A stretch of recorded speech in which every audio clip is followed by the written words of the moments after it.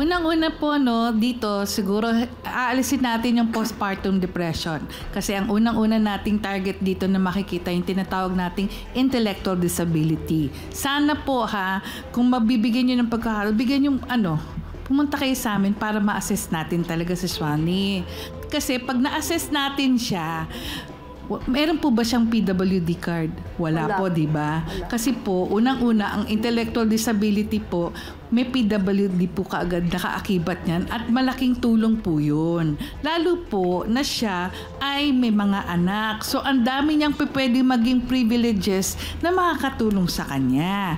Tapos po, yung pong sinasabi kanina na tuwing nagkakaroon siya ng menstruation, dun lang umaatake ito. Meron po talagang ganitong klaseng sakit. Ang tawag po dito ay PMDD, Premenstrual Dysphoric Disorder. Ano po yun?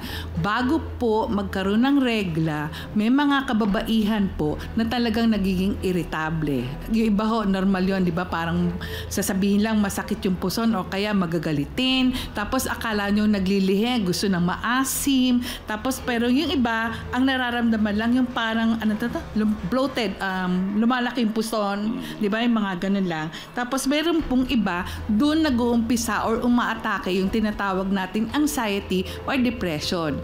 Huwag niyo pong sasabihin na baka ito ay yung kung kailan merong kung kailan merong regla ay baka naligo ay nasiraan. Hindi po kasi meron pong mga naniniwala pa rin na ganon. May gamot po doon para sa ganon maiwasan po yung ganitong klaseng pag-atake.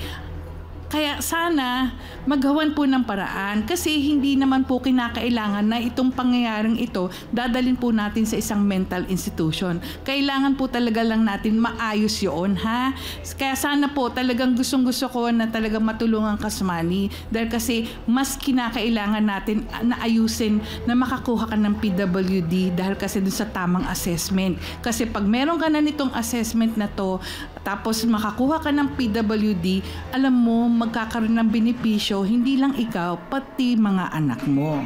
Okay? Sana maintindihan niyo po yan, Aling Elizabeth at Aling Teresita.